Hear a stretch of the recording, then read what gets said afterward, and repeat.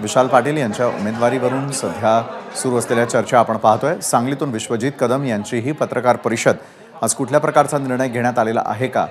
पलूसमध्ये झालेल्या बैठकीदरम्यान काही ठोस निर्णय घेण्यात आलेले आहेत का? पुढची भूमिका विशाल पाटील आणि पर्यायाने विश्वजित कदम यांची काय असेल हे अगदी काही क्षणामध्ये या पत्रकार परिषदेच्या माध्यमातून आपल्याला पाहायला मिळेल। या पत्रकार परिषदेचं थेट सांगली या ठिकाणाहून आपण प्रक्षेपण पाहतोय।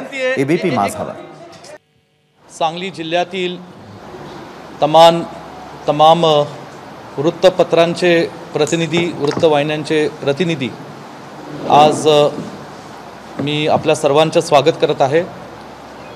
सांगली जिल्ह्याच्या काँग्रेस पक्षाच्या आम्ही काही नेत्यांनी कार्यकर्त्यांच्या आणि लोकांच्या भावनेखातर आज ही पत्रकार परिषद आम्ही घेत आहोत। माझ्यासोबत या पत्रकार परिषदेमध्ये महाराष्ट्र प्रदेश काँग्रेस कमिटीचे सन्मान्य उपाध्यक्ष आणि जिल्हा काँग्रेस कमिटीचे नेते सन्मान्य विशालदादा पाटील, जत विधानसभा मतदारसंघाचे लोकप्रिय आमदार आणि जिल्हा काँग्रेस कमिटीचे अध्यक्ष सन्मान्य विक्रमजी सावंत, या ठिकाणी उपस्थित असणारे सांगली शहर काँग्रेस कमिटीचे अध्यक्ष श्री पृथ्वीराज पाटील, सांगली शहराच्या नेत्या आणि स्वर्गीय मदन भाऊंच्या पत्नी आदरणीय जयश्री वहिनी, इथे उपस्थित असणारे महेंद्रप्पा, डॉक्टर जितेश कदम आणि उपस्थित सर्व पत्रकार बंधू भगिनींनो, प्रथमतः आजची ही पत्रकार परिषद आम्ही जी जिल्हा काँग्रेस कमिटीतल्या असंख्य कार्यकर्त्यांच्या विनंतीला मान देऊन सांगली जिल्ह्यातील तमाम काँग्रेस पक्षाच्या विचारधारेवर प्रेम करणाऱ्या सर्व तळागाळातील कार्यकर्ते व लोकांच्या विनंतीला मान देऊन लोकांच्या ज्या तीव्र भावना आहेत त्या भावनांची कदर करत आज आम्ही ही पत्रकार परिषद आम्ही घेत आहोत। आणि म्हणून सर्व पत्रकारांना माझी विनंती आहे की आजची ही पत्रकार परिषद आम्ही कुणाचेही प्रश्न घेणार नाही, आम्ही आमचं ज्या काही भावना आहेत त्या मांडण्याचा आम्ही इथं प्रयत्न करणार आहोत। प्रथमदर्शनी आपल्या सर्वांना ज्ञात आहे, गेल्या काही महिन्यांपासून संपूर्ण देशात आणि महाराष्ट्रात लोकसभेच्या निवडणुकीच्या पार्श्वभूमीवर देशात इंडिया अलायन्स असो किंवा महाराष्ट्रात काँग्रेस पक्ष, शिवसेना आदरणीय उद्धव बाळासाहेब ठाकरे गट, राष्ट्रवादी काँग्रेस पक्ष आदरणीय शरदचंद्रजी पवार साहेब गट, या तिन्ही पक्षांचं जे महाविकास आघाडी आहे, या महाविकास आघाडीच्या माध्यमातून महाराष्ट्रातील लोकसभेच्या निवडणुकीला सामोरे जाण्याकरता आम्ही सगळेजण महाराष्ट्रातले नेतेगण आणि महाविकास आघाडी हे एकत्रित आलेली आहे। या परिस्थितीमध्ये गेल्या काही महिन्यांपासून देशातील सत्ताधारी पक्षाला, जातीयवादी भाजप सरकारला, ज्यांनी सत्तेत असल्यापासून असंख्य चुकीच्या गोष्टी केलेल्या आहेत, महागाई वाढवलेली आहे, महिलांवर अत्याचार वाढलेले आहे, गुन्हेगारी वाढलेली आहे, कायदा सुव्यवस्थेचे प्रश्न झालेले आहेत, बेरोजगारीमुळे तरुण पिढी त्रासवलेली आहे। या सगळ्या प्रश्नांना वाचा फोडण्याकरता जे महाविकास आघाडीने एकत्रितपणे आणि इंडिया अलायन्सने एकत्रितपणे निवडणुकीला सामोरे जाण्याचा निर्णय घेतला, त्या पार्श्वभूमीवर गेल्या काही महिन्यांपासून काँग्रेस, शिवसेना आणि राष्ट्रवादी काँग्रेस पक्ष या तिन्ही पक्षांच्या जागा वाटपाबाबतीत चर्चा गेल्या 3 महिन्यापासून चालू होत्या।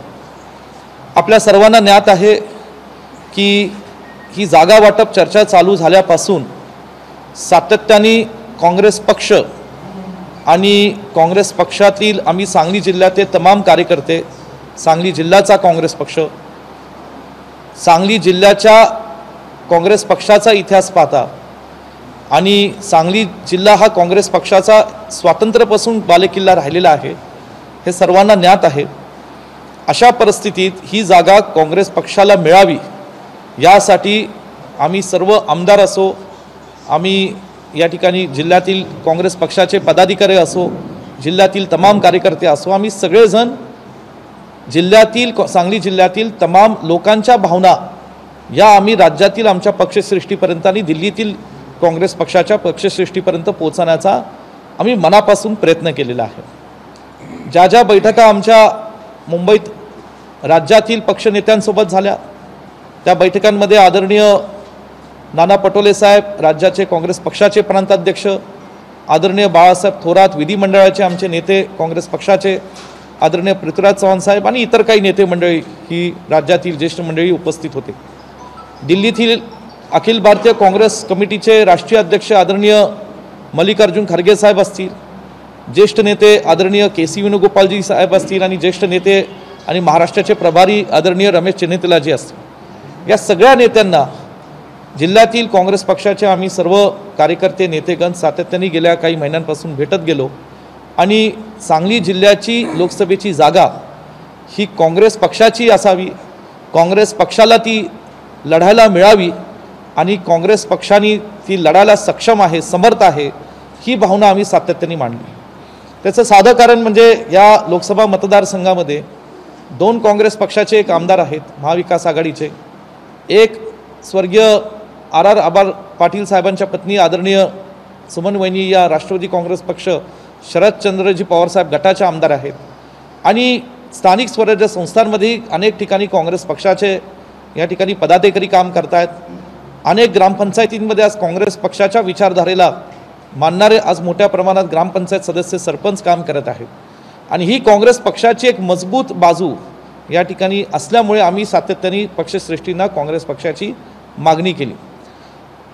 गेल्या काही दिवसात जी राजकीय परिस्थिती महाविकास आघाडी अंतर्गत आणि लोकसभेच्या जागा वाटपाच्या बाबतीमध्ये निर्माण झाली त्या परिस्थितीच्या पार्श्वभूमीवर हे अनेकांना ज्ञात आहे की कोल्हापूरची जागा आदरणीय श्रीमंत छत्रपती शाहू महाराजांना काँग्रेस पक्षाच्या चिन्हावर लढायची होती म्हणून ती काँग्रेस पक्षाला देण्यात आली। या परिस्थितीमध्ये शिवसेना उद्धव बाळासाहेब ठाकरे गट यांनी सांगलीच्या जागेचा एक दावा केला आणि त्या दाव्यातून आदरणीय उद्धव बाळासाहेब ठाकरे साहेबांनी या ठिकाणी 21 तारखेला अचानकपणे इथल्या आमच्या सांगली जिल्ह्यातील चंद्रार पाटील यांची उमेदवारी जाहीर केली।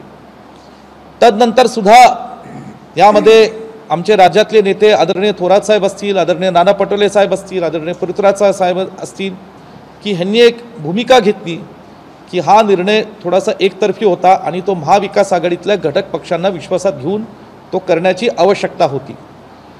आदरणीय उद्धव बाळासाहेब ठाकरे साहेबांबाबतीत आम्हाला व्यक्तिशः आणि काँग्रेस पक्षाला आम्हाला आदर आहे।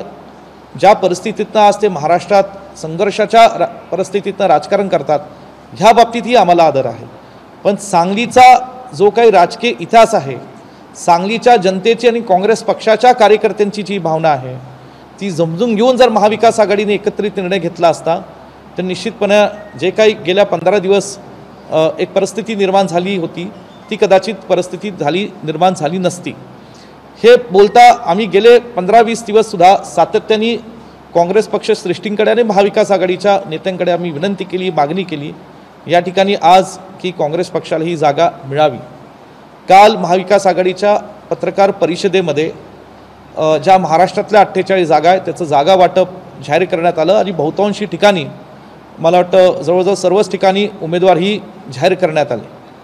आज ही जिल्ह्यातील काँग्रेस पक्षाचा एक कार्यकर्ता आणि आमदार ह्या नात्याने माझी नम्र विनंती राहील महाविकास आघाडीच्या आमच्या सर्व नेत्यांना की सांगली जिल्ह्याची राजकीय वस्तुस्थिती आणि परिस्थिती, सत्य परिस्थिती काय आहे ह्याच्या पुन्हा एकदा त्यांनी ह्या ठिकाणी पारख करावी, पुन्हा एकदा त्याची माहिती घ्यावी आणि माहिती घेऊन जर ह्या निर्णयाबाबतीत काही फेरविचार करता येत असेल तर फेरविचार त्यांनी करावा ही माझी नम्रपणे महाविकास आघाडीतल्या सर्व नेत्यांना ही नम्रपणे विनंती माझी राहणार आहे। ह्याच्या व्यतिरिक्त ही माझी व्यक्तिगत नाही, ही तर सांगली जिल्ह्यातील आमच्या सर्व काँग्रेस पक्षाच्या कार्यकर्त्यांची ही ती भावना असणार आहे। ह्याच्या व्यतिरिक्त आज एकंदरीत राज्यात देशात जी काय परिस्थिती आहे ह्याच्यात कुणालाही दुमत असता कामा नये, कुणालाही शंका असता कामा नये की आज महाविकास आघाडी म्हणून जे काही सत्ताधारी पक्षाच्या विरोधात जी काही लढाई चालू आहे त्या लढाईत आम्ही महाविकास आघाडीच्या सोबत आहोत, परंतु काँग्रेस पक्षाची ही जागा येणाऱ्या काही दिवसात सुद्धा जर त्याच्या बाबतीत काही भूमिका महाविकास आघाडीला गांभीर्याने विचार करून काही घेता आला तर निश्चितपणे आमच्या भावना समजून घ्यावा. कालच ही बातमी आम्हाला कळाली, अनेकांना काहीतरी प्रतिक्रिया मिळेल अशी अपेक्षा होती. मला साधं उदाहरण आपल्या सर्व जनतेला आणि पत्रकार बंधूंना द्यायचं आहे की एखादी चुकीची बातमी किंवा एखादी वाईट बातमी कानावर पडली किंवा एखादा दुःखद घटना आपल्या जीवनात जेव्हा घडती, एखादा शालेय जीवनामध्ये विद्यार्थी नापास झालेला असो किंवा काही दुर्दैवी कुटुंबातली घटना असो, तर ती पचनी पडायला थोडासा वेळ लागतो. आणि काल ही बातमी जेव्हा सांगली जिल्ह्यात आणि आम्हा सर्व काँग्रेस पक्षाच्या नेत्यांना कार्यकर्त्यांना कळली कानावर आली, तेव्हा ती काही सहजासहजी आम्हाला पचनी पडली नाही. आणि म्हणून येणाऱ्या दिवसांमध्ये आम्ही काँग्रेस पक्षाच्या सर्व घटक कार्यकर्त्यांची चर्चा करणार आहोत, त्यांच्या भावना जाणून घेणार आहोत. आम्ही एकमेकांना धीर देऊन एकमेकांची समजूत काढण्याचा प्रयत्न करणार आहोत आणि ह्यातनं एक सकारात्मक असा मार्ग कसा निघेल ह्यासाठी आजही या क्षणाला आणि येणाऱ्या काळात आम्ही काँग्रेस पक्षाचे कार्यकर्ते म्हणून आशा धरून आम्ही प्रयत्न करणार आहोत. आणि याच्यासाठी महाविकास आघाडीने ह्या बाबतीतला एक पुनर्विचार करावा आणि जो काही वस्तुस्थिती आहे सांगली जिल्ह्यातली ही समजून घेऊन याच्या बाबतीत आजही काँग्रेस पक्षाला ही जागे देण्याबाबतीत काहीतरी निर्णय करावा अशी आमची एक नम्र विनंती राहणार आहे. तरीसुद्धा येणाऱ्या काळात आम्ही कार्यकर्त्यांशी चर्चा करू आणि त्याच्या बाबतीतली कार्यकर्त्यांच्या भावना समजून घेऊ. एवढंच मला या ठिकाणी आज सांगायचं आहे. धन्यवाद. ठीक आहे. नाही, मी आता सुरुवातीला सांगितलं, आज संपूर्ण सांगली जिल्ह्यामध्ये एक लोकांची आशा आहे की आज नेमका काँग्रेस पक्षाच्या आम्हा नेत्यांची भूमिका काय. आणि आमची भूमिका एवढीच आहे की येणाऱ्या दिवसांमध्ये विशाल पाटील व्यक्तिगत स्तरावर कार्यकर्त्यांना भेटतील, जे कोण कार्यकर्ते, मला, विक्रम सावंत, आम्ही सगळे वेगवेगळ्या सांगली जिल्ह्यातल्या विधानसभा मतदारसंघातले काम करणारे कार्यकर्ते आहोत. वेगवेगळ्या विधानसभा मतदारसंघाचे आम्ही लोकप्रतिनिधी आहोत. म्हणून कार्यकर्त्यांचा एक ओढा आहे आमच्याकडे. त्यांच्या मनातल्या भावना किंवा त्यांचं दुःख हलकं, जे काय त्यांच्या भावना आहेत हलकं करणं आणि त्यांना ऐकून घेणं ही आमची नैतिक जबाबदारी आहे. ती नैतिक जबाबदारी येणाऱ्या दिवसात आम्हाला पार पाडू द्या आणि येणाऱ्या काळात जो काही निर्णय असेल तो काँग्रेस पक्षाच्या आमच्या वरिष्ठांशी आमच्या भावना आणि जनतेच्या भावना मांडून आम्ही निश्चितपणे येणाऱ्या काळात महाविकास आघाडीच्या बाबतीत चांगलं सकारात्मक निर्णय घेऊ. ठीक आहे. धन्यवाद. नाही,